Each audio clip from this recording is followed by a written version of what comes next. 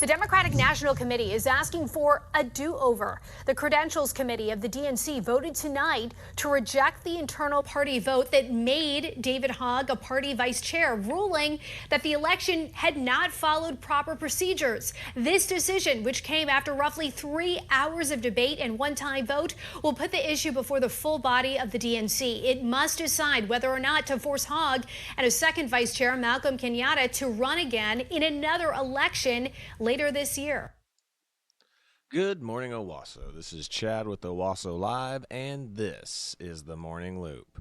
Well, as you heard from that video, David Hogg is out. Well, not officially yet, but they are trying to re-elect or do another revote to try to get him out because he is just making everything worse for the Democrats. Or so it would, at least they seem to think so anyway.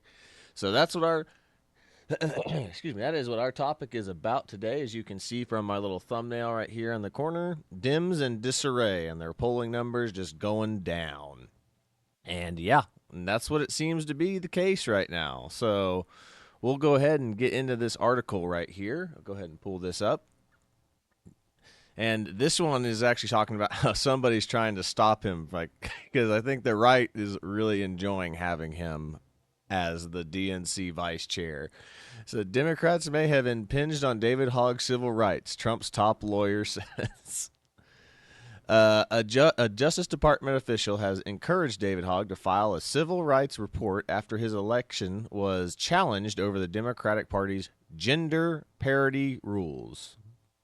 In February, Hogg, a gun control activist, became one of 3 vice chairs of the Democratic National Committee.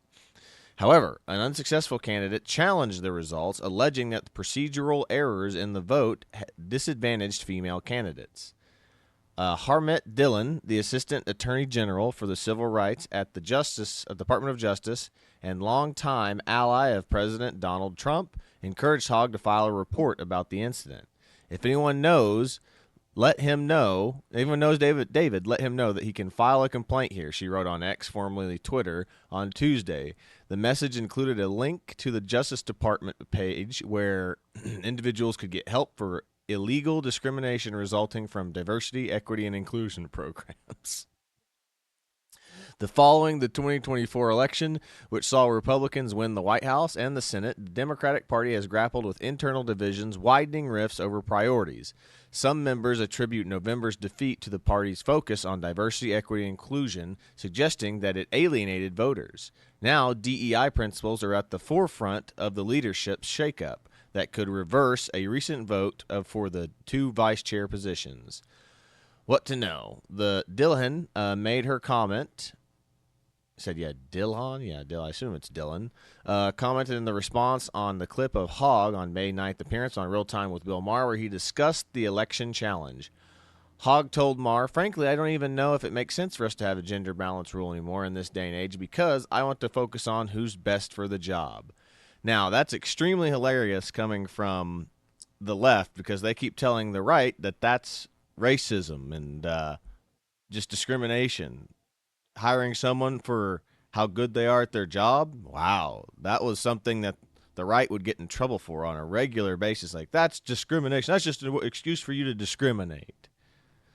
On February 1st, Hogg and Pennsylvania State Representatives Malcolm Kenyatta were elected to the vice chair positions after a 3rd round of voting. Later that month, Kaylin Free, an attorney from Oklahoma who unsuccessful in her bid for the vice chair, filed a complaint alleging that the DNC improperly merged the 2 separate questions into a single vote.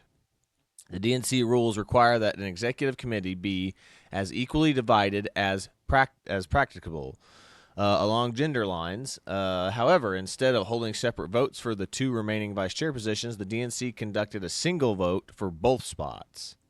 Free said that combined vote unfairly favored male candidates as members were required to select at least one man to maintain gender parity.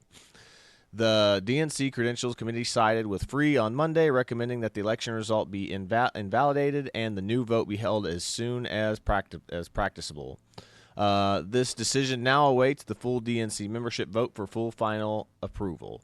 Susan Eads Roll, who represented Free at the committee meeting on Monday, said that the final round of votes were counted as follows. Malcolm Kenyatta received 298 votes. David Hogg received 214.5 votes. Jana Repass received 112 votes. Kaylin Free received 96 votes. And Shasti Conrad received 91.5 votes. I don't know how the DNC does elections, but where does a half vote come from? If the same votes were cast in the election, Kenyatta, having received the most votes, would have secured the vice chair seats. However, Hogg could miss out. Hogg told Newsweek earlier this month that he has plans to keep fighting for the Democratic Party, even if he is ousted from the position. Obviously, I'd prefer that I not be removed. However, in this case, I am still going to fight to build the strongest Democrat Party possible, he said. The party has been around for 170 years and has evolved a lot, obviously, since its beginning. And I think what made calls for this making sure that we have the strongest people possible to fight for our party, he added. Hogg has also been in the center of the controversy within the party over his plans to spend up to $20 million through the political action group, through his political action group, Leaders We Deserve, to fund primary challenges against incumbent Democrats. The New York Times reported. The DNC chair, Ken Martin, said Hogg activities raised concerns about unity and suggest altering party bylaws to require neutrality pledge for vice chairs. Dillon was sworn in as the head of the DOJ Civil Rights Division on April 7th. Earlier this month, the DOJ launched an investigation into Washington state law that requires clergy members to report information of child abuse or neglect obtaining during confessions without exemptions for the Catholic priest confessional privileges. The Civil Rights Division examining whether or not the law infringes on the First Amendment rights to exercise religion, saying it specifically targets clergy while others maintaining that it asserts legal privileges. If the DNC's newly elections, they will conduct by full DNC membership comprising of 448 voting members at the future meetings. The next regular DNC meeting is scheduled for August. So, they are planning on voting this kid out, or redoing the election anyway. So, I just figured we would talk about this kid's, David Hogg's top gaffes. And if you remember, David Hogg rose to prominence after the Parkland, I believe it was the Parkland school shooting in Florida. And remember, he was in a completely separate building where the shooting happened, and then he went home, because everybody was dismissed after this happened, went home, then he heard that there were reporters back at the school trying to interview kids. And what did he do? He hopped on his bicycle, rode all the way back to school so that way he could give interviews and get his 20 minutes of fame. And it catapulted him into this. And that is how this kid rose to his prominence. And let's see, and if you remember, because we already had an episode about this kid is such a piece of crap. Said newly elected D.C. Vice Chair David Hogg uses platform to solicit donations for his own PAC, insiders say. Doesn't give an oink. Yeah, we did a whole episode on this. If you remember before, I would pull up my YouTube channel and try to scroll back to find it. But yeah, David Hogg, according to the DNC National Committee insiders, was already slinging mud at new vice party chairmans. 2 weeks into his tenure, David Hogg has been leveraging DNC contact lists to blast out messages about soliciting donations for his own political action committee, which draws more than $100,000 in compensation a year, according to the Federal Elections Commission's record. Yeah, we already did. We did a whole episode about this on our show, about a month or so ago. As soon as this kid got into this office, he started donating money to his own little political PAC. And I wonder if he's getting kickbacks from that. Questions. We already know that the Democrats are getting lots of kickbacks from USAID and all this other stuff that's been going on. So I wouldn't surprise me if he's making money off of his own PAC. But yeah, and then these guys have the balls to lecture us about how we are the problem or that conservatives are the problem. Okay, well, let's get to the funny memes now. We'll kind of start wrapping this up now. But we'll start with this one. So this is another one of his big L moments from him being destroyed by a Chinese immigrant on gun control. And this was absolutely outstanding. I love this. And this lady is actually, I believe, a member of Congress. I forget her name. I think it's Sui Chu or something. Lily Tang Williams. That's it. Hi, my name is Lily Tang Williams. Welcome to my live free or die state. Actually, I am a Chinese immigrant who survived communism. And under Mao, 40 million people were starving to death after he sold communism to them. And 20 million people died, murdered during his Cultural Revolution. So my question to you, David, is that can you guarantee me, a gun owner tonight, our government in the U.S., in D.C., will never become a tyrannical government? Can you guarantee that to me? There's no way I can ever guarantee that any government will not be tyrannical. Well, then the debate on gun control is over because I will never give up my guns. Never. And you should go to China to see how gun control works for dictatorship of CCP. Hi, my name is 100%. That was one of his biggest L's, and that was in this. It was having a debate on gun control, and then this lady shows up to ask a question, a single question that ruins his whole debate topic. And it was absolutely fantastic. And again, she's a congresswoman now, so she literally catapulted her career off of asking one simple question that he couldn't answer.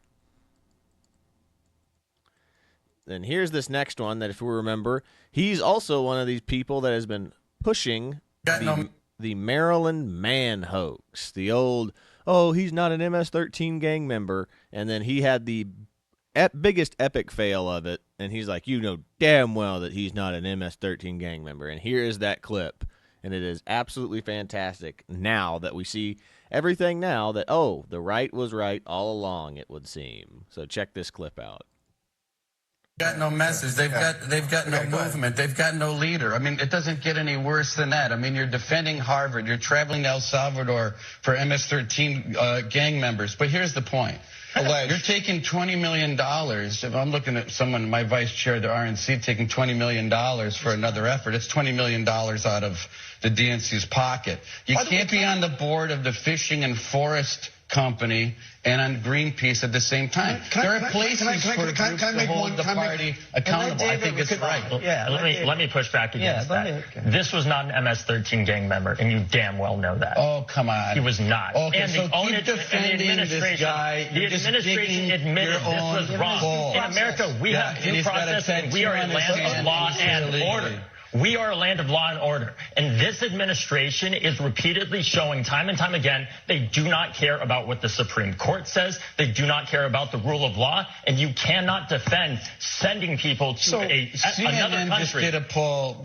Just for the record, Trump doesn't care what the Supreme Court says. Yeah, like Biden when he made his own amendment out of nowhere. Just pulled it up out of thin air. Said it's funny that they always talk about Trump doesn't follow the rules, doesn't follow the Supreme Court ruling, doesn't follow the lower court rulings.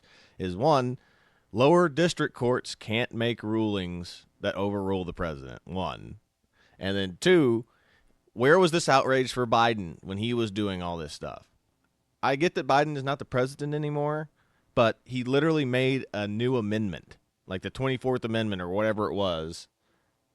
24th, 27th, whatever one it was. I don't even remember because that's how stupid it was for gender equality or whatever it was.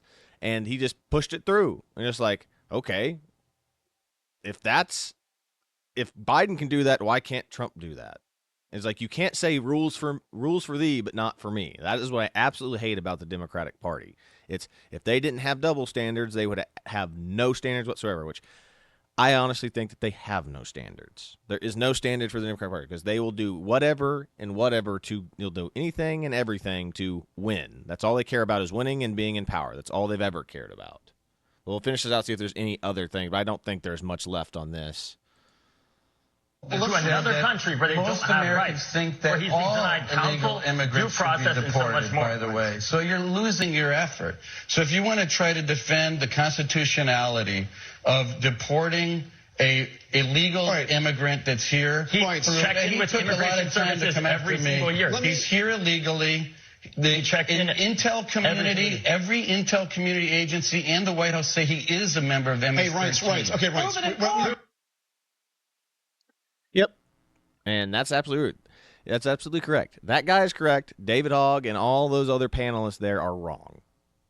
He was a member of MS-13. He was adjudicated by immigration court. That is due process.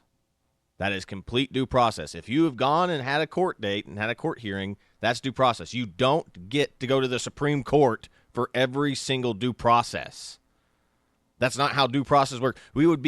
Nobody would ever be deported ever if we had to go all the way to the Supreme Court for every time someone wanted fair due process. That's not how due process works. You go see a judge. They determine from what information they have from the police and what other records they have of you, whether or not you are going to stay in the country or not. Whether your asylum claim or your refugee status, whatever, is worth it. Or if you got a job here that's like, okay, their employer has completely just vouches for them. I guess they can stay, whatever. Like, they can choose. That's up to the courts at this point.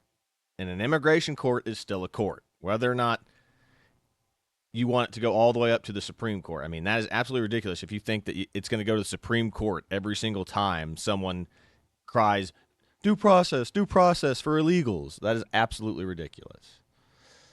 Next one, what do we have here? Yes.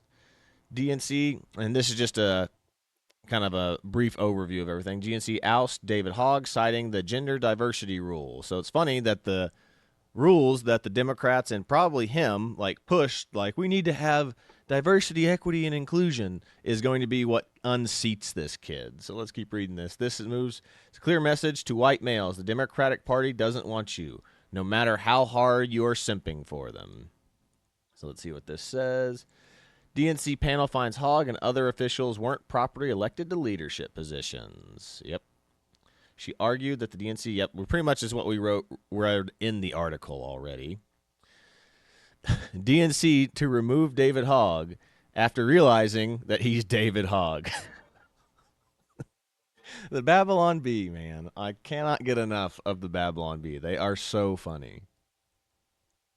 That's how I'm going to end the show today. Actually, no, this is actually where he was on with Bill Maher.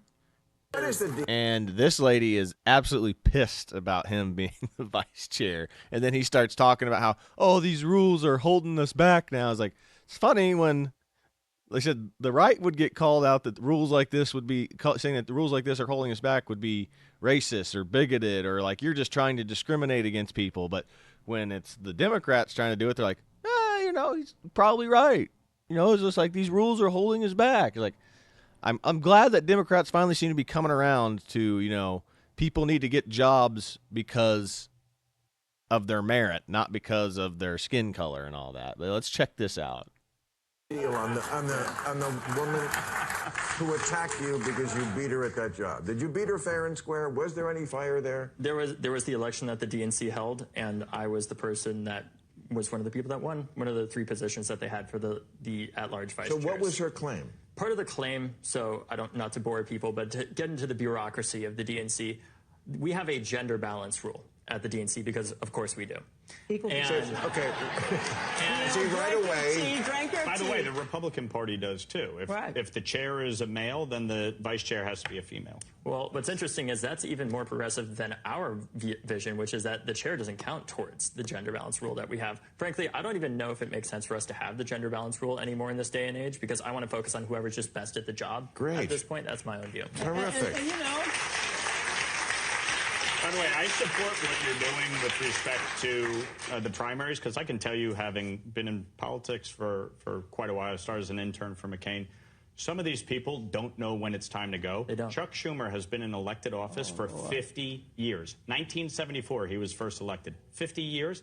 AOC will absolutely kick his ass in a primary. She is the leader of the Democratic Party in this moment and will continue to be, I think, the biggest driver of where the party goes from a governmental policy standpoint. In this case would be complete and utter socialism and communism because she's absolutely insane. And she doesn't really hold any policy positions. She holds Bernie Sanders policy positions, and that's what she won on, was being a progressive, communist, socialist Democrat. So you wonder why the Democratic Party is completely split, is because you either are becoming a socialist or communist party or you're going to be ousted. That's pretty much what it is, and that's pretty much what David Hogg was saying. Like, we're going to oust any Democrats that are just comfortable. I mean, which I'm okay with that. Like, because if they're not, I mean, that's kind of the point of being like in a political party. Like, you got to make sure everybody's kind of moving in the same direction. But the ones that seem to be the sane ones, what I'd call the old blue dog Democrats that have just been Democrats their whole life, are going to be the ones that get ousted. It's not going to be the sane, rational Democrats that get ousted. It's going to be the sane, rational Democrats. Sorry, it's going to be the sane, rational Democrats that get ousted, and it's going to be these radical, extreme, progressive activist types that are going to be put into these positions. That's what they want. And that drives many of my colleagues crazy. But the fact is, she has tapped into the base of support within the Democratic Party, and you see the juxtaposition between her and Chuck Schumer. I'm writing a strongly worded letter. Oh, sit the fuck down, Chuck. It's time. That's why you won. Language advisory. In that district that you, that's why you won. Purple as they come. Well, right. Because the people, they didn't want to vote for Donald Trump, but they're not out there on the far left either. No. Right? They want balance. They want common sense. They want people who are serious about getting the job done. For my district, my biggest issue, lifting the cap on salt and providing real tax relief to people, protecting critical services like Medicaid. And we're going through this debate, and I'm fighting with leadership, and I'm fighting with the administration to make sure we don't gut these vital programs. That's what people want. They just want you to do the damn job and go home. And get out the way. Get out the way. All right. What is it? Not sure who that guy is. Not sure how I feel about that. That's how we're ending the show right there. Yeah. Then this one we already played before already. We said, how many AR-15s did Jesus own? And then Britton Wolf just has the best comment. Not enough to avoid being murdered by his government. 100% true. All right. Yeah, my brother sent me these ones, and these are fantastic. I got rid of my guns, and these little tiny skinny arms. He's a soy boy. What is it with Democrats promoting like these little tiny like twink soy boy guys to leadership positions? It's like, I got rid of my guns. Now it's your turn. Yeah. Because he's unhealthily skinny. Like, it's kind of like scary. Like, I don't think his parents feed him. He might have something wrong with him. Yeah, this is what I was talking about earlier. It's like, I profit off my dead classmates. Like, he absolutely did. Like, if you go and run interviews about school shootings and stuff, he has literally made his whole career off of standing on top of the bodies of his dead classmates, which I think is very cruel. It's sickening, really.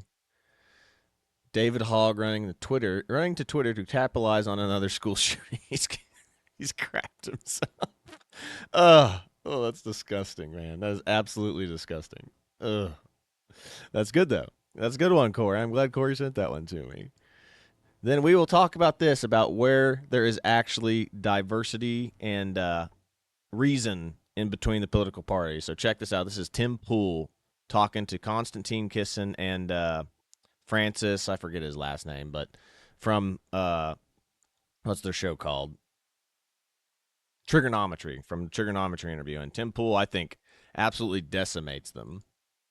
Best comparison of the left and the right you'll ever hear. You say the left is a cult. I can do the same thing with the right. I can say they're completely insane. Look at these nutbags on Twitter. You'd be wrong. Really? Yeah. The popular vote winner, Donald Trump, was a Democrat. RFK Jr., former liberal. Tulsi Gabbard, former liberal. Elon Musk, former liberal. Tim Pool, former liberal. I never voted Republican. I didn't like Republicans. And now the Republican MAGA movement, not the neocons, is an eclectic bunch of diverse views which debate each other. Charlie Kirk, Christian conservative, invites moderate pro-choice Tim Pool onto his stage to discuss those views to the public. On the left, what do you think would happen if you went and opposed their views at a public forum? You'd be threatened with violence. Booking liberals to come on my show. We have the same problem. Yeah. They don't want to talk. I can sit in front of a libertarian like Dave Smith and Charlie Kirk at the same time, and we leave with beers in our hands, smiles on our faces. And Dave will say, Charlie, I really do appreciate it. I think you do good work. I know we disagree. The left doesn't do that. They firebomb your building. You could not define what This is the best comparison. Yes. Like, I watched this interview. It was a fantastic interview. And Tim Pool, like, wrecks them because, like, they're the ones that are trying to push for the woke right agenda. And he's like, define what that is. And, like, still, nobody really can. It's like the only thing that they can point to are people who are anti-Semitic, which there's anti-Semites on both sides of the political spectrum. But the difference is that the woke right, the people who are anti-Semites on the right, aren't in charge of anything. They're not in any positions of power. On the woke left, they are absolutely in positions of power, and they push for these things all the time. And that's what he argued on this thing. And like they were trying to fight back, but I mean, they really had no leg to stand on. But yeah, I mean, but that was an absolutely perfected summary of the difference between the right and the left. Like the right has conversations. The left does not. The left tries to shut down conversations.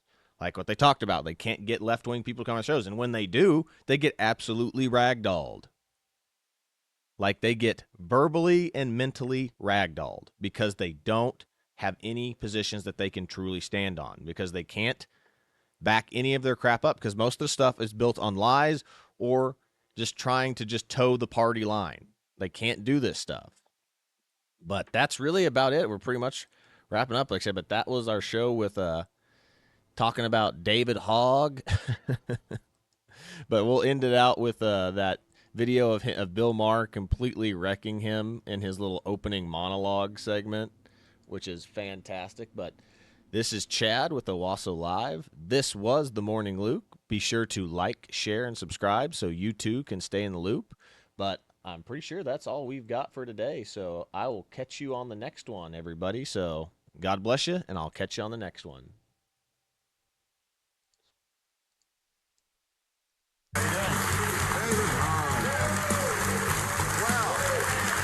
It's like deja vu. Look, we're very proud of you. We feel you grew up on this show.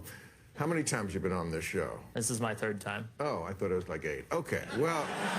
No, I'm not that old yet. You're done very well. No, you're only 25, and you're the vice chair of the Democratic National Committee. Very impressive.